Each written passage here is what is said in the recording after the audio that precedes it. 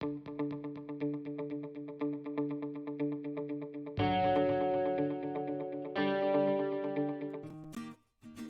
bismillahirrahmanirrahim. Assalamualaikum warahmatullahi wabarakatuh.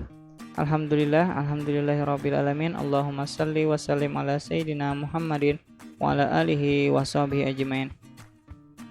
Raditu billahi rabba wa bil islami dina wa bi Muhammadin nabiyya wa rasulah. Rabbi zidni ilma warzuqni fahma. Aku ridha Allah Tuhanku, Islam agamaku, Nabi Muhammad nabiku. Ya Allah, berilah aku ilmu dan pengertian. Rabbi shrah li sadri wa yassir li amri wahlul 'uqdatam min lisani yafqahu qawli. Ya Allah, lapangkanlah dadaku, mudahkanlah urusanku, ringankanlah lidahku agar mereka mengerti perkataanku. Rabbi firli wali walidayya warhamhuma kama rabbayani shaghira.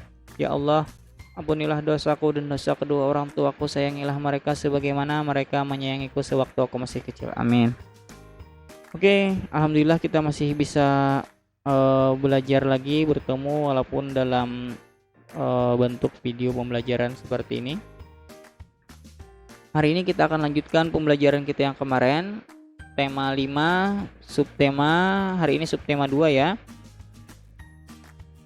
Kenapa kita udah berada di subtema 2? Karena seharusnya kita sudah berada di tema 6, namun karena kita ketinggalan, jadi Ustadz akan agak cepat pembelajarannya di tema 5 ini, dan beberapa materi Ustadz lewati.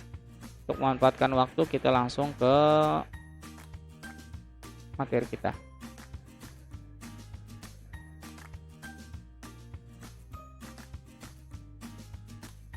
Silahkan kalian buka buku kalian di halaman 68, buku Kemendikbudnya halaman 68.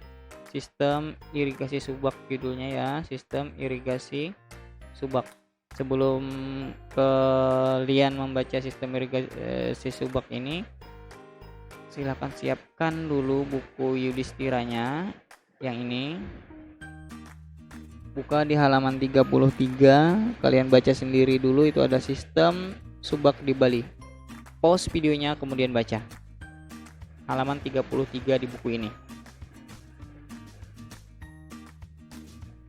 Kalau sudah, kita akan lanjutkan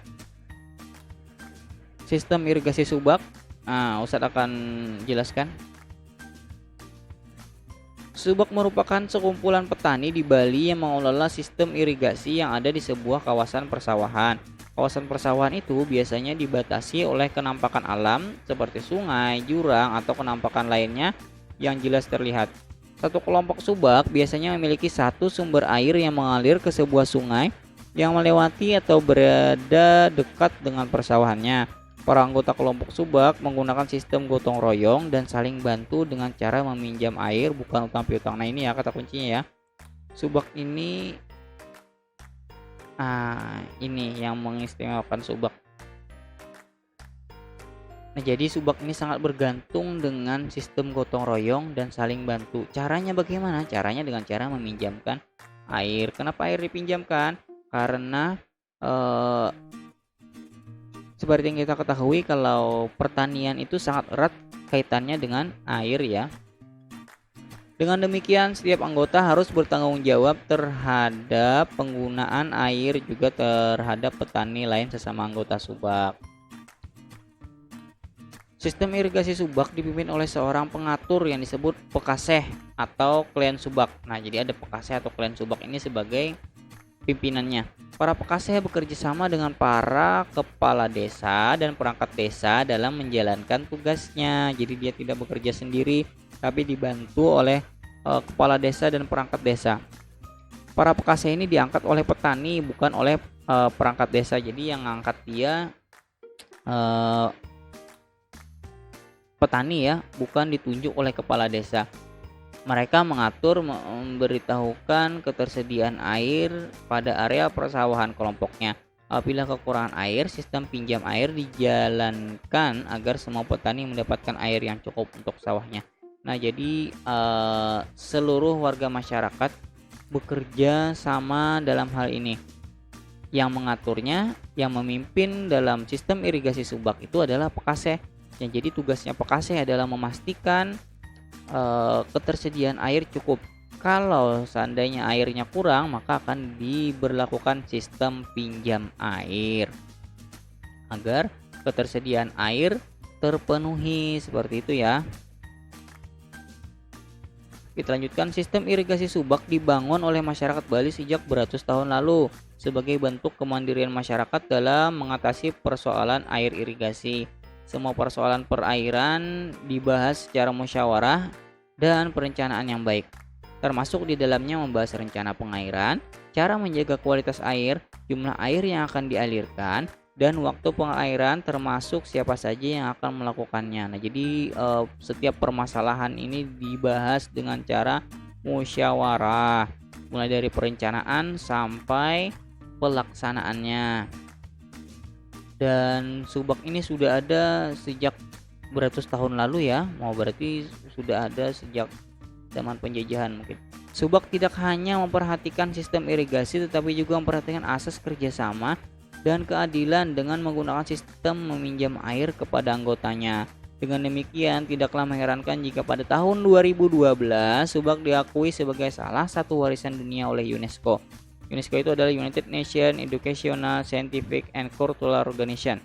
Pengakuan ini menjadi sebuah kebanggaan bagi bangsa Indonesia. Dan Ustadz sempat juga kemarin lihat di YouTube kalau subak ini diklaim sebagai sistem irigasi terbaik di dunia. Seperti itu, ada yang mengklaim kalau subak adalah sistem irigasi terbaik di dunia.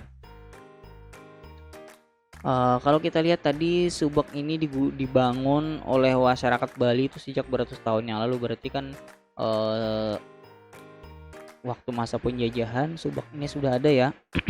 Semasa penjajahan subak ini sudah ada, berarti subak juga, para petani subak menjadi juga bagian dari para pahlawan ya.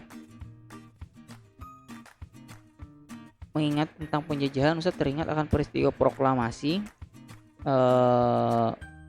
Selanjutnya kita akan bahas tentang peristiwa proklamasi di tahun 1945. Silakan dilihat bukunya halaman 72. Di halaman 72 ini ada tentang peristiwa proklamasi kemerdekaan Republik Indonesia. Silakan kalian pause videonya, kemudian kalian baca peristiwa proklamasi kemerdekaan Republik Indonesia ini sampai habis, sampai selesai. Kalau sudah, Ustadz punya sedikit cuplikan video keren tentang peristiwa proklamasi kemerdekaan Republik Indonesia ini. Silahkan disimak baik-baik. Proklamasi kemerdekaan. Halo teman-teman, salam Neobi. Ada 3 hal yang perlu kita ingat tentang proklamasi kemerdekaan Indonesia. Teman-teman tahu tidak kejadian apa saja menjelang proklamasi? Kalau belum, simak yuk sejarah penting ini. Tanggal 16 Agustus 1945, Bung Karno dan Bung Hatta dibawa oleh sekelompok pemuda ke Rengas Dengklok. Tujuannya agar terlepas dari ancaman dan tekanan Jepang. Bung Karno dan Bung Hatta menegaskan tekad mereka untuk mengumumkan kemerdekaan RI. Sementara itu, di Jakarta, antara Mr. Ahmad Subarjo dari golongan tua dan Wikana dari golongan muda bersepakat bahwa proklamasi kemerdekaan harus dilakukan. Mereka pun menjemput Soekarno dan Hatta ke Rengas Dengklok. Rombongan itu pun tiba kembali di Jakarta pada pukul 22 waktu Indonesia bagian Barat. Mereka menuju rumah Laksamana Maeda di Jalan Imam Bonjol nomor 1. Sekarang gedung perumusan naskah proklamasi Depdikbud untuk merumuskan naskah proklamasi kemerdekaan Indonesia. Proklamasi dibacakan pada tanggal 17 Agustus 1945 di Jakarta oleh Insinyur Soekarno dan Dr. Andes Muhammad Hatta sebagai wakil-wakil bangsa Indonesia. Inilah puncak perjuangan rakyat untuk merdeka. Selain Bung Karno dan Bung Hatta, ada tokoh lain juga loh yang memiliki peran penting dalam kemerdekaan.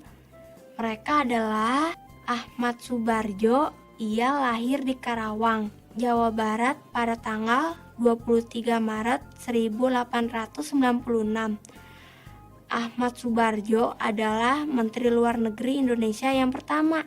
Ia merupakan salah seorang tokoh dari golongan tua yang berperan dalam menyusun konsep teks proklamasi kemerdekaan Indonesia.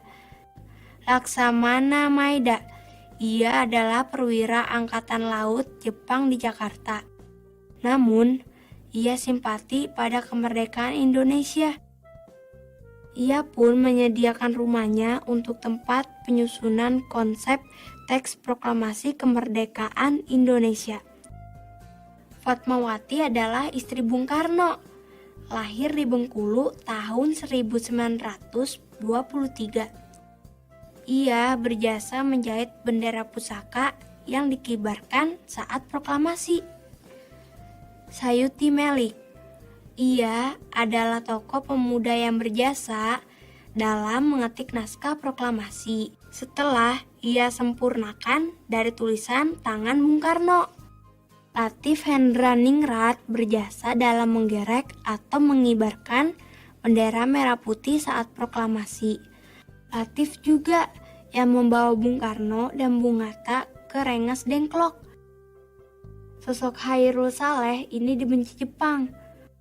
Lahir di Sawalunto 13 September 1916 yang memimpin rapat untuk menolak peran PPKI atau Panitia Persiapan Kemerdekaan Indonesia bentukan Jepang. Wikana adalah wakil dari golongan muda yang menghadap Bung Karno untuk menyampaikan hasil rapat pemuda Indonesia di gedung bakteriologi. Ia juga mengusulkan agar proklamasi diadakan di Jakarta. Soekarni lahir di Blitar 14 Juli 1916.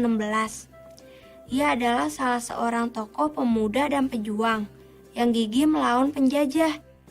Peran Soekarni dalam proklamasi yaitu mengusulkan agar yang menandatangani teks proklamasi adalah Bung Karno dan Bung Hatta atas nama bangsa Indonesia. Sekarang sudah tahu kan para tokoh dan peranan mereka dalam memperjuangkan kemerdekaan Indonesia.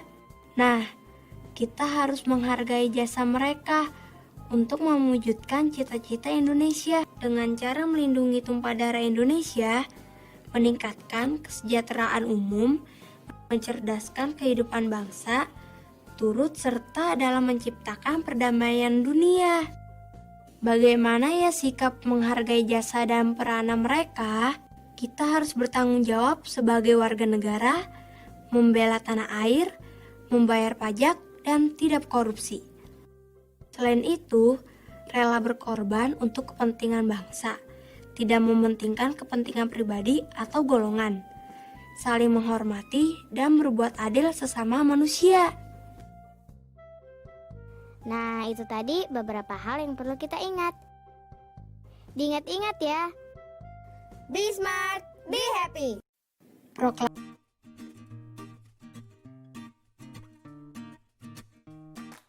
Oke, itu tadi adalah beberapa penjelasan tentang peristiwa proklamasi kemerdekaan Indonesia yang kalau kita lihat mustahil untuk memerdekakan atau memproklamasikan kemerdekaan Indonesia ini sendirian ya, mustahil dikerjakan dengan sendirian. Maka kita harus bekerja sama, tolong menolong, gotong royong dalam proses membentuk atau menciptakan proses kemerdekaan itu. Maka kita sebagai makhluk sosial, manusia sebagai makhluk sosial tidak bisa hidup tanpa bantuan oleh orang lain, seperti itu.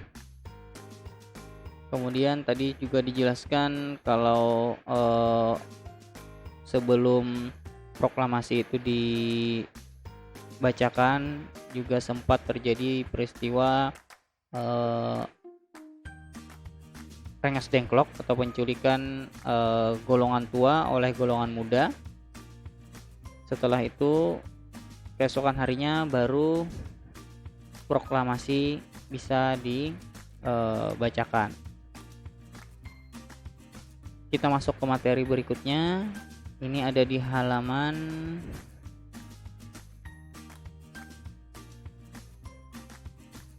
ada di halaman 83.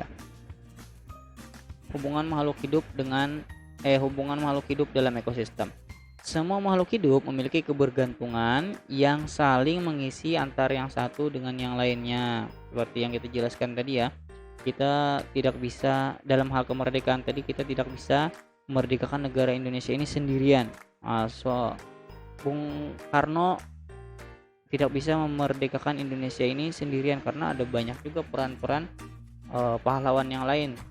Misalnya ada yang membantu mengetikkan naskah, ada yang membantu menjahitkan bendera, ada yang membantu mengibarkan bendera, ada yang dan lain-lain perannya. Dan Bung Karno sebagai proklamator. Kita lanjutkan. Saya ulang ya. Semua makhluk hidup memiliki kebergantungan yang saling mengisi antara yang satu dengan yang lainnya. Manusia memerlukan tumbuhan dan hewan. Tumbuhan dan hewan juga memerlukan manusia. Demikian juga hewan, makhluk hidup juga membutuhkan tanah, udara, air, dan matahari untuk mendukung kehidupannya. Di sekeliling kita dijumpai banyak bentuk saling kebergantungan antara manusia, hewan, dan tumbuhan juga dengan komponen tak hidup lainnya. Jadi semuanya saling bergantungan antara manusia, hewan, dan tumbuhan itu saling bergantung atau saling membutuhkan. Dan juga makhluk hidup ini pun juga berhubungan dengan yang makhluk yang tidak hidup seperti udara, air, matahari. Nah, itu juga kita saling membutuhkan ya, kayak seperti itu. Di dunia terdapat berbagai jenis ekosistem, baik ekosistem air maupun ekosistem darat. Kemarin kita sudah pelajari tentang ekosistem, masih ingat? Ini ada di atasnya ya. Ada ekosistem hutan hujan, ekosistem sungai, ekosistem padang rumput, gurun, kemudian tundra dan taiga. Di dunia terdapat berbagai jenis ekosistem, baik ekosistem air maupun ekosistem darat. Dalam ekosistem terjadi interaksi atau hubungan yang saling membutuhkan antara makhluk hidup dan antara makhluk hidup dengan komponen tak hidup. Kalau kita perhatikan di sini namanya rantai makanan. Rumput di sini sebagai produsen. Rumput memerlukan matahari dan air ya, sebenarnya yang lain juga memerlukan matahari dan air juga. Kemudian rumput dimakan oleh belalang. Nih ada garis merahnya. Ini juga ada garis merah, ini berkeliling seperti itu ya, ini dinamakan siklus. Rumput dimakan oleh belalang. Belalang di sini statusnya adalah konsumen satu, rumput statusnya adalah produsen. Belalang dimakan katak, katak sebagai konsumen 2 ya. Katak dimakan ular, ularnya sebagai konsumen 3. Ular dimakan oleh elang, elang sebagai konsumen 4. Di sini elang adalah puncak rantai makanannya ya. Kemudian elang mati. Setelah elangnya mati, elang diuraikan oleh jamur atau bakteri. Nah, atau proses pembusukannya itu ya, seperti itu. Kemudian bakteri tadi atau hewan-hewan makhluk kecil itu tadi sebagai pengurai ya, status sebagai pengurai dimakan oleh rumput lagi, seperti itu. Dan ini terus berputar, siklusnya terus berputar seperti itu ya. Pada rantai makanan terjadi proses memakan dan dimakan oleh berbagai makhluk hidup yang ada pada sebuah ekosistem. Pada gambar di atas terlihat tumbuhan hijau menghasilkan makanan yang dikonsumsi oleh hewan konsumen tingkat pertama. Sini contohnya adalah belalang.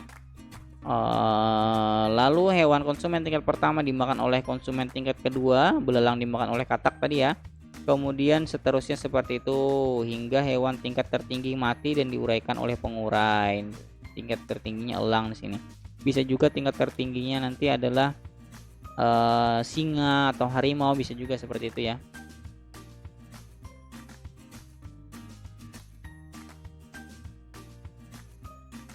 Selain kebergantungan makhluk hidup melalui rantai makanan, banyak makhluk hidup lain yang bergantung dengan cara yang khas. Hubungan dua makhluk yang berbeda dan sangat erat kaitannya disebut dengan simbiosis. Nih perlu digarisbawahi. hubungan dua makhluk hidup yang berbeda dan sangat erat kaitannya disebut dengan simbiosis. Apa itu simbiosis? Simbiosis adalah hubungan dua makhluk hidup yang berbeda dan sangat erat kaitannya. Simbiosis ini terbagi lagi menjadi 3 jenis simbiosis, yaitu simbiosis mutualisme, parasitisme, dan komensalisme. Apa itu simbiosis mutualisme? Coba kita lihat ya. Simbiosis tadi adalah hubungan antara dua makhluk hidup yang saling. Nah ini, kalau mutualisme, simbiosis mutualisme, Ustadz mengingat mutualisme ini mutu, katakannya adalah mutu. Mutu ini dia bermutu seperti itu. Simbiosis itu adalah hubungan yang bermutu. Nah, kalau kita lihat sini, hubungan antara dua makhluk hidup yang saling menguntungkan. Nah, mutualisme itu adalah saling menguntungkan. Contohnya apa? Contohnya adalah burung jalak dan kerbau. Kerbau mendapatkan keuntungan karena kutunya berkurang, sedangkan burung jalak mendapatkan makanan. Jadi ketika kerbau itu didatangi oleh burung jalak memakan kutunya kerbau. Nah, kutunya kerbau ini akhirnya berkurang atau sampai habis karena dimakan oleh burung jalak. Kerbaunya untung, burung jalaknya juga untung. Kerbaunya kutunya hilang, burung jalaknya jadi kenyang, seperti itu ya. Berarti ini disebut dengan simbiosis mutualisme atau sama-sama menguntungkan. Itu simbiosis mutualisme. Kemudian ada simbiosis komensalisme. Apa itu komensalisme? Hubungan antara dua makhluk hidup, dalam hal ini makhluk hidup yang satu mendapatkan keuntungan, yang satu untung, sedangkan makhluk yang lainnya tidak dirugikan. Yang satu untung, yang satu tidak rugi. Contohnya, hubungan antara tumbuhan anggrek dan pohon yang ditumpanginya atau inangnya ya. Tumbuhan anggrek mendapatkan keuntungan karena dapat menumpang hidup pada pohon, dan selama menumpang, anggrek tidak merugikan pohon. Jadi anggrek tadi yang dia tumbuhnya di pohon, dia tidak sampai mengambil nutrisi atau makanan dari tumbuhan yang ditumpanginya. Jadi anggreknya hanya numpang tinggal di situ tapi tidak sampai merugikan pohon yang ditumpangnya, sedangkan pohon yang ditumpanginya tidak mendapatkan keuntungan dan tidak juga mendapatkan kerugian. Jadi dia tidak dapat apa-apa dari anggrek itu. Anggreknya cuman nempel aja. Jadi hubungan ini disebut hubungan komensalisme. Yang satu untung, yang satu tidak rugi. Anggreknya untung karena anggrek dapat tumbuh di pohon yang ditumpanginya, sedangkan pohon yang ditumpanginya tidak merugi. Seperti itu komensalisme. Sedangkan parasitisme adalah hubungan dua makhluk hidup, dalam hal ini makhluk hidup yang satu mendapatkan keuntungan, sedangkan makhluk hidup yang lain mendapatkan kerugian. Nah, ini yang agak jelek ya hubungannya. Hubungan ini disebut dengan parasitisme atau parasit.